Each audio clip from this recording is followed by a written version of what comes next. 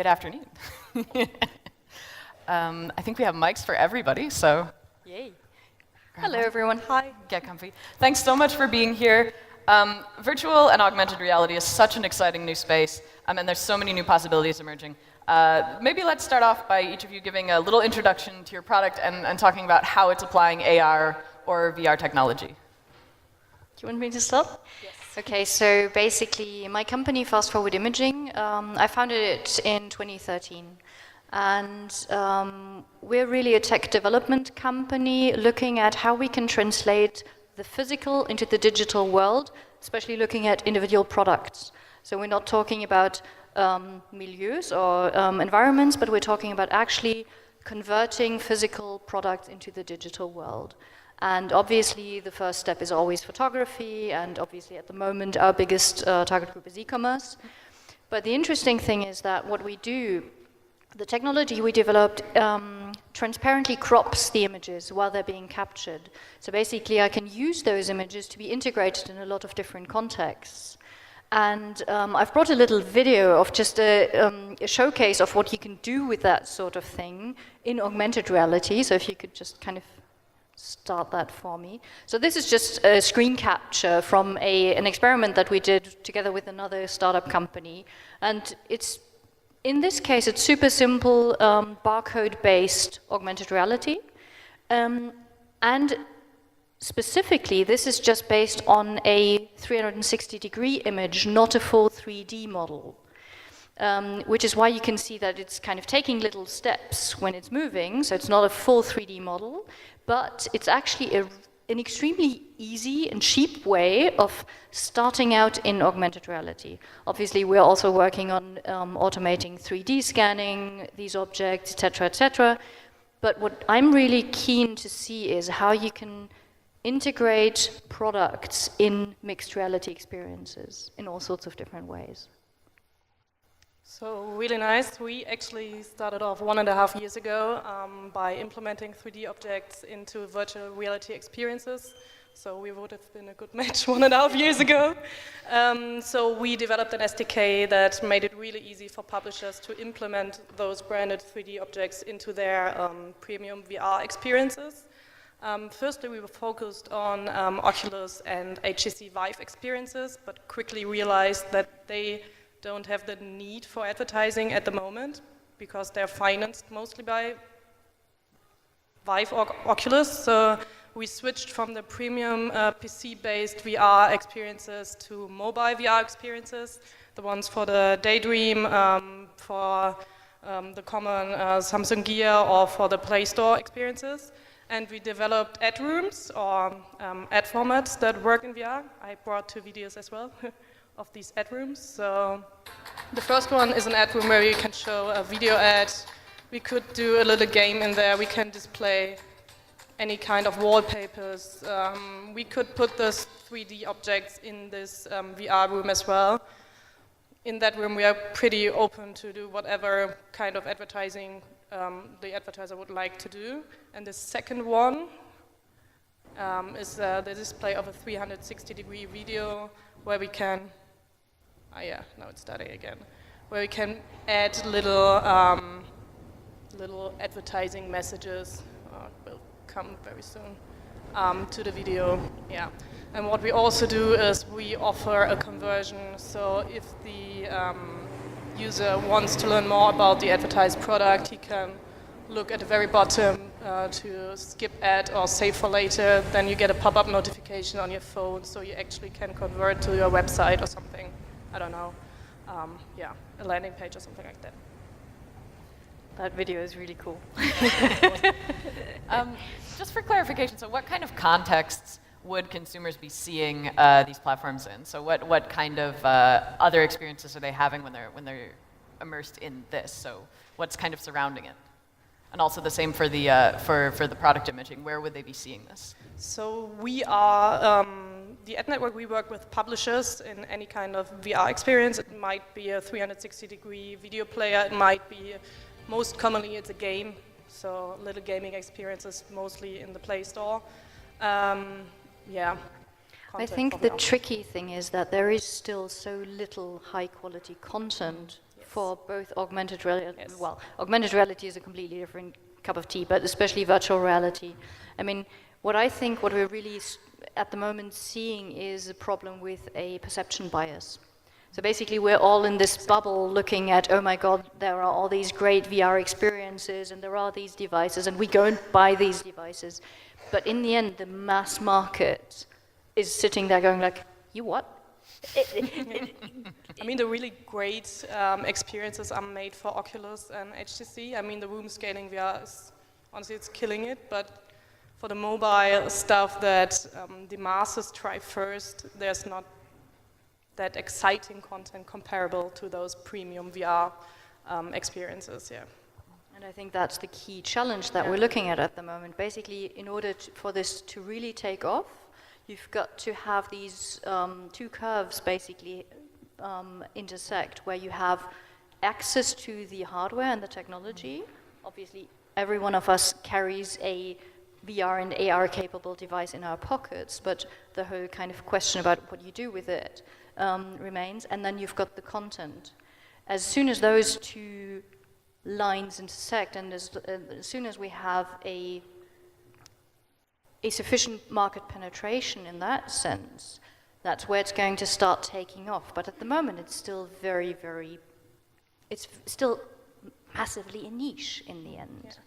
So where exactly are we at now in this sort of vector of intersection? What's holding these two sides that you mentioned back? Or is it just a matter of time? Are there obstacles that the industry is facing right now that's sort of keeping it from making that step where you have mass adoption? So a really big point is actually getting people to try and take on the glasses. So right now it's still an assisted experience. Every time we show our ad formats to people, we are mostly educating them about VR because they have never tried or only tried VR a few times, and they still need help with putting on the goggles and getting to know what to do in the experience, and you're standing there explaining, and then in the end you're like, oh, that was an advertising. They're like, oh, really? I thought it was a really nice experience or game, and you're like, okay. So that's one bias. The other one, yeah, we did some campaigns, and we realized that process power is a really big issue. You said before that we all have a VR-capable device, but still most people don't own the latest Samsung phone, so they have a Samsung 5, which isn't capable to show the best VR experiences, and yeah. I think that, okay, so I used to be a really nerdy kid. I grew up with 2 older brothers and a lot of science fiction literature. All three of us. That's I think that's one of the main reasons why I love the idea of virtual reality and augmented reality so much. And I absolutely adore the immersive qualities of virtual reality, because I think, especially from a branding and marketing standpoint, you can totally pull your consumers in and really give them an amazing and an incredible experience. But what we have to really figure out in terms of the quality of the content is to create and present content that isn't just a gimmick, that isn't just entertainment. We need to start using VR and AR to actually generate real value and real experiences. Not just saying, okay, so you can watch a movie not just kind of by watching a screen, but you can be in the movie. Okay, yeah, that's step one. But what's next? Where's the value coming from? What really drives the experience? And how can we make the most of these formats? Yeah, and you have to, I mean, in the beginning, first of all, you have to differentiate between VR and 360 degree.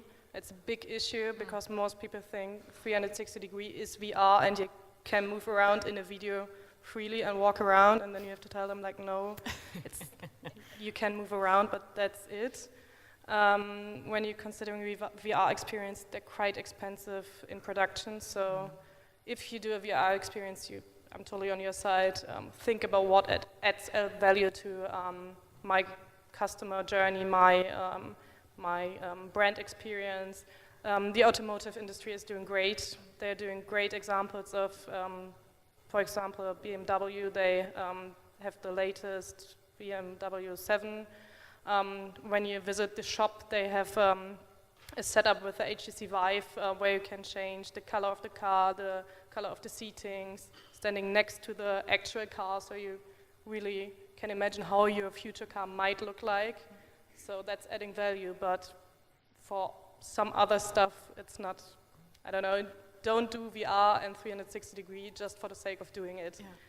Think about it first. I have so many points I want to touch on, so I barely know where to start. Now, you mentioned the auto industry is getting into these kind of experiences. What other really good use cases have you seen? So what are some of the favorite either campaigns or just implementations and initiatives that you've seen so far? Entertainment, well, not news-wise, The Guardian is doing very, very well. They did several videos, 360-degree campaigns, where they showed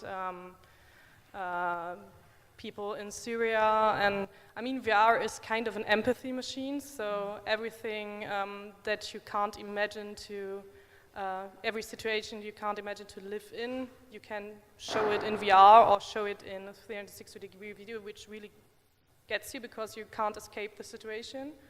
What other examples? Entertainment-wise, The Void is totally amazing. If you ever get the chance, try The Void. They are building up arcades in Disneyland. They're doing VR Star Wars experiences, so coming up soon, a little advertising. What else? I mean, IKEA, doing great. Yeah, I think something interesting to look at is the space between, I think what we'll see in the midterm is a mix of casinos and gyms. So basically you'll have sensor-based rooms that you can play jump and run games in, and then you'll be playing for high scores. So basically you have a workout, and at the same time there's a strong element of gamification. And someone who's already starting to go in that direction is a startup from Munich called Icaros. I don't know if anyone has had a chance to try it.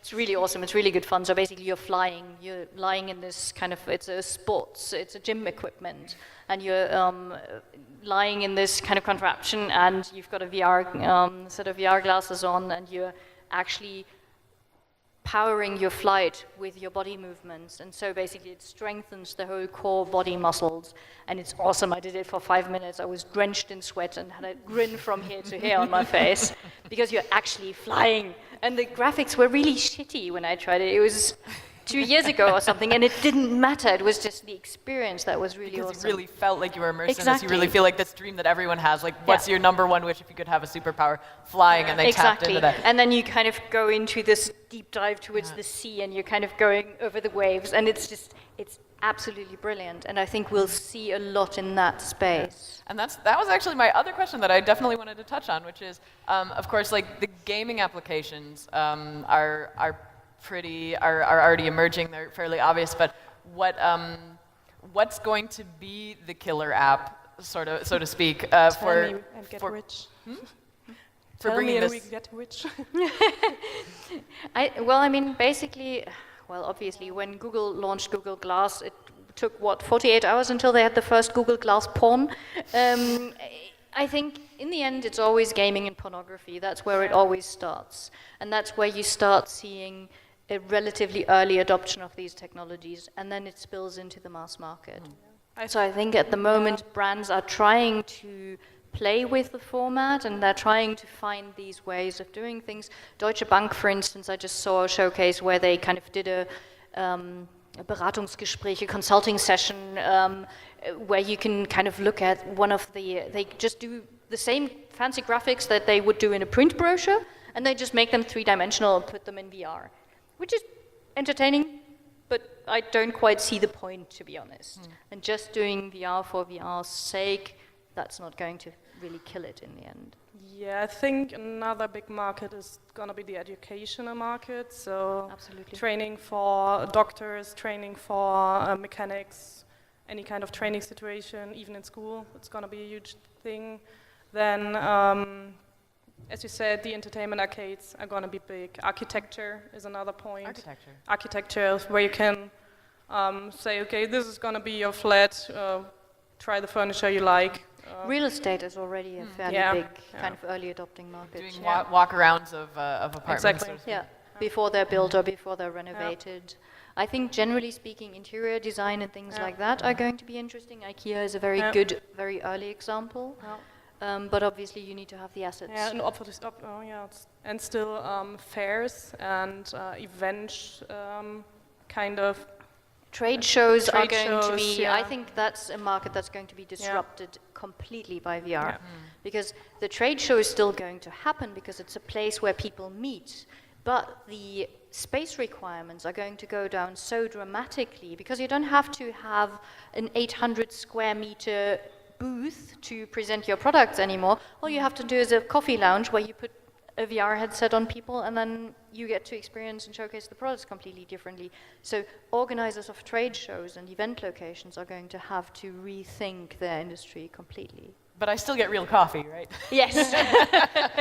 They actually have more money to spend on the coffee, which is and nice. Food. That's good news.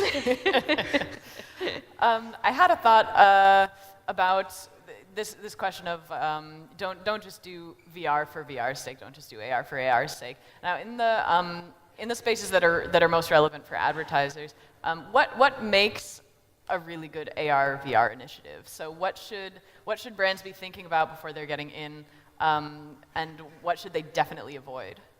I think advertisers should consider sponsoring. They should avoid, as I said, just producing a 360-degree video, showing it on one event and then just leaving it, because the production costs are quite high. Why would you do that? They should partner up with VR applications that represent their kind of values, and maybe do sponsorships or put little product placements in there if you need them, tell me. Yeah, and they should do VR stuff that represents the brand's identity, kind of the values. I think it's about the brand identity that's super, super important, and really to think about how you can make the most of the experience and the benefits of the experience. As you said, it's an empathy machine. You put people into emotional situations by immersing them in this, in the VR. And I think that's the biggest benefit. And if you use that and play with that, then it's going to work. With augmented reality, obviously, I mean, basically, it was really funny. This whole Pokemon Go thing. I mean, obviously, it's died down now. But for a little while, I kept talking to people about AR, and everyone was like, "Oh yeah, you know, that's not mass market ready." Yeah, and then Pokemon Go came up, and it was like, "Yeah, that's not mass market ready. Thank you."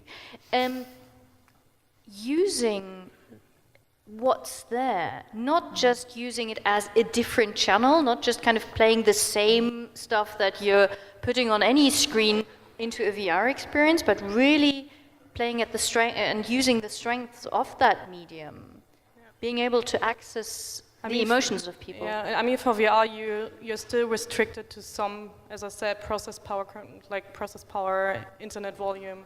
So people expect VR experience to be a replicate of the real life, I don't know, shopping malls, or I don't know, any kind of experience. But why would you do that? If you're in a digital room, why wouldn't you want to play with the digital, I don't know, digital possibilities that there are? Why wouldn't you fly? Why wouldn't you, I don't know. There was an interesting, very early kind of adopter case by Prada. They launched a VR app to kind of illustrate one of their new fragrances. Not entirely sure that was a terribly good idea, but you see where I'm getting at. The interesting thing is, what I thought they did really well was that they used the fact that they didn't have to stick to a physical room, so they created this kind of slightly surreal, Alice in Wonderland, Dada-esque space that you could look at, but that was all. You looked at an interesting space, and little animations were happening, and it was supposed to illustrate the fragrance. It wasn't terribly clever, it was still nicely done. Yeah. Then it seems to me like the key to this is having really, really strong creative people working on this campaign. So people who are able to think beyond just the existing formats and like, we're just going to take this, try and reproduce it, but people who can really visualize what more you can get out of an immersive experience, which is touching on some of the topics we'll hear about later in defense of creative for our closing keynote. So from your perspective, what do you need to do to tell a really good story with AR or VR? With VR, you have to consider gamification. So in VR, the user is not just consuming the media, he's part of it. So if you want to tell a story, you have to make sure he touches the points where the story is told. So you have to make him go to a certain point and opening a cup, or I don't know, you have to make him following the story path you said before. So that's definitely something you have to take into consideration. And then you have to be creative about the way you're displaying it. So you won't be able to show naturalism. So do something like in a comic style, I don't know, something really fun. Yeah, I think that the key is to really play with the emotions and to really come up with something that's going to rope people in. And with augmented reality, I mean, that's still very early days, but I think actually, once we get there, it's going to be so much more natural to us than VR, because basically it's just going to... We already are constantly connected to the digital realm, and all that AR is going to do is it's going to take the content out of the mobile phones in our pockets, and it's just going to put them in our field of vision. And so I think that's actually not going to be such a big jump as soon as the technology is there.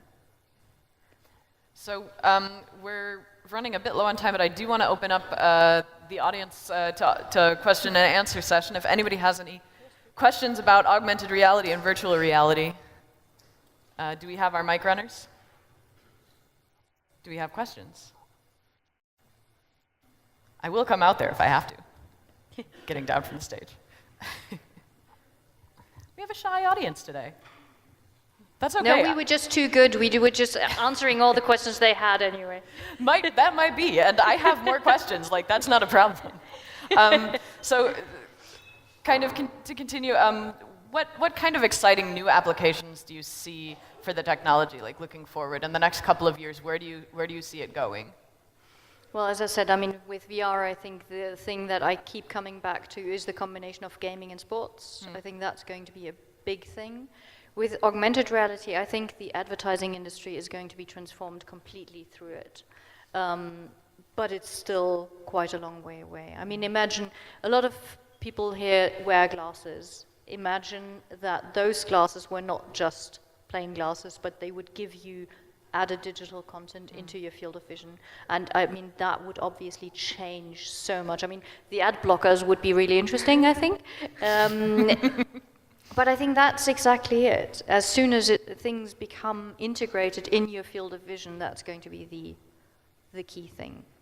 But as I said, let's wait another 5 to 10 years for that. Maybe a little more practical if you have the chance. Definitely try Tilt Brush. It's one of the oldest VR applications, but still one of the most fun applications. As I said, visit the Void.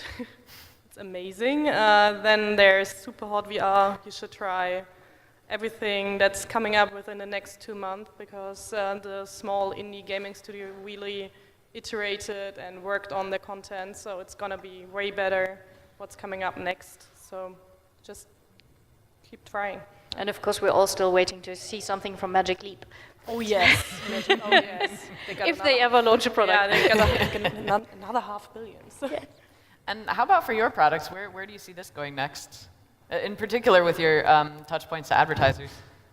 Well, I think our content is going to go into product placement in games mainly, and VR experiences. So basically really, I mean, we've talked about the interior design and real estate business. Once you start taking furniture and you don't have to actually render the seat with a lot of manpower and a lot of cost, but you can just really convert it from physical to digital in a few minutes, then you obviously have a lot of content to put into all sorts of different applications. And I think product placement in VR experiences is going to be a big thing for us. Yeah, we just need to have a really long breath to survive the years of VR not having reach. So right now it's a bit hard, even if we get advertisers to pay like a quite attractive CPM, the reach is not high enough to make good money out of it, so we just need to survive somehow. So if there's any more questions in the audience, we do have one. Yay! Do we have our mic runners? Mic runner, mic runner. Where are my mic runners? I can run a mic. I'm not mad.